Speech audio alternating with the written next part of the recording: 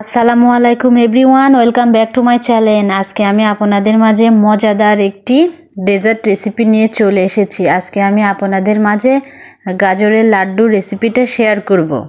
যে যেখান থেকে আমার রেসিপিটা দেখছেন, রেসিপিটা দেখার আমন্ত্রণ জানাচ্ছি। খুব সহজে এবং সিম্পলভাবে আমি রেসিপিটা আপনাদের মাঝে তৈরি করে দেখাবো। তো কথা না বাড়িয়ে মূল রেসিপিতে চলে যাই। এদিকে আমি 1 কেজি পরিমাণ গাজর নিয়েছি। গাজরটা প্লাট দিয়ে ছিলে সুন্দর করে আমি ক্লিন করে নিয়েছি, ধুয়ে পরিষ্কার করে নিয়েছি। নিয়ে এবার গাজরটা আমি গ্রেট করে নেব। দেখুন আমি গাজরটা গ্রেট করে নিয়েছি। নিয়ে এবার আমি রান্নাতে চলে যাব। আর আমি চুলাতে প্যান বসিয়ে দিয়েছি। প্যান গরম হয়ে গেছে। আমি এবার পরিমাণ মতো তেল দিলাম। আপনারা চাইলে বাটার দিয়েও করতে পারবেন, আবার ঘি দিয়েও করতে পারবেন। দিকে আমি এলাচ আর দারুচিনি দিয়ে দিলাম তেলের মধ্যে, দিয়ে কিছুক্ষণ নেড়ে চেড়ে নেব।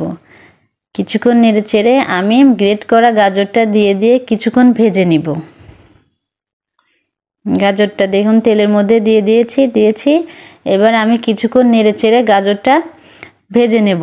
আর এই অবস্থায় চুলার আঁচটা লো হিটে রাখতে হবে, না হলে গাজর থেকে পানি ঝরে যাবে, পানি বেরিয়ে যাবে, তখন ভালো হবে না। দেখুন আমার গাজর থেকে পানি বেরোয়নি, আমি হাই হিটে রাখছি। এবার আমার গাজরটা ভাজা হয়ে গেছে। এবার আমি লিকুইড দুধ দিয়ে দিয়েছি 1 কাপ পরিমাণ। দেখুন দুধটা দিয়ে আমি কিছুক্ষণ নেড়ে চেড়ে নিব।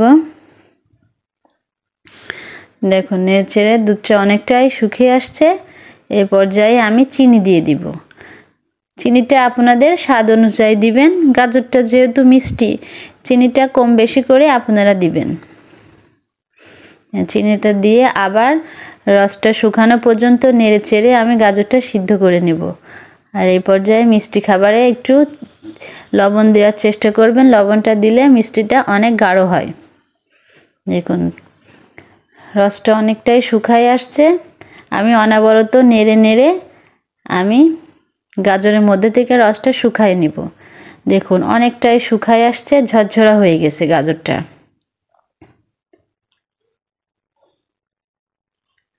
গাজরটা ঝরঝরা হয়ে গেছে। এবার আমি গাজরের মধ্যে যে এলাচ আর দারুচিনিটা দিয়েছি সেটা আমি তুলে নেব। আমার গাজরের মধ্যে এর ফ্লেভারটা চলে গেছে, এখন ওটা রাখার প্রয়োজন নেই, আমি ওটা ফেলাই দিব। ফেলাই দিয়ে আমি আবার নেড়ে ছেড়ে গাজরটা ঝরঝরা করে নেব। এ পর্যায়ে আমি কিছু ড্রাই ফ্রুট গাজরের মধ্যে দিয়ে দিয়েছি। দিয়ে আবার নেড়ে চেড়ে আমি সুন্দরভাবে ঝরঝরা করে নেব। দেখুন অনেকটা ঝরঝরা হয়ে গেছে। এবার চামিচের সঙ্গে উঠে আসছে, আঠালো আঠালো হয়ে গেছে আর চামিচের সঙ্গে উঠে আসছে। দেখুন আমার গাজরটা আমার লাড্ডুর ডোটা তৈরি হয়ে গেছে। আমি কিছুক্ষণ এভাবে রেখে দিয়েছিলাম। এবার আমি লাড্ডুটা তৈরি করে নেব। দেখুন হাতের সাহায্যে এরকম চেপে সুন্দর করে গোল গোল করে লাড্ডুগুলো আমি লাড্ডুর শেপে তৈরি করে নেব। দেখুন আমি এভাবে গোল গোল করে সবগুলা লাড্ডু তৈরি করে নেব।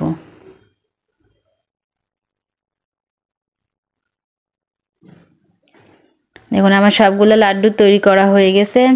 আশা করি আমার রেসিপিটা আপনাদের ভালো লেগেছে। সহজভাবে একটা ডেজার্ট মিষ্টির রেসিপি আপনাদের মাঝে শেয়ার করেছি। আশা করি আমার রেসিপিটা আপনাদের ভালো লাগবে। আমার রেসিপিটা ভালো লাগলে আমার সাথে থাকবেন, আমার পাশেই থাকবেন। অন্য কোনো রেসিপি নিয়ে আবার আপনাদের মাঝে হাজির হয়ে যাব। ধন্যবাদ বন্ধুরা, আল্লাহ হাফেজ।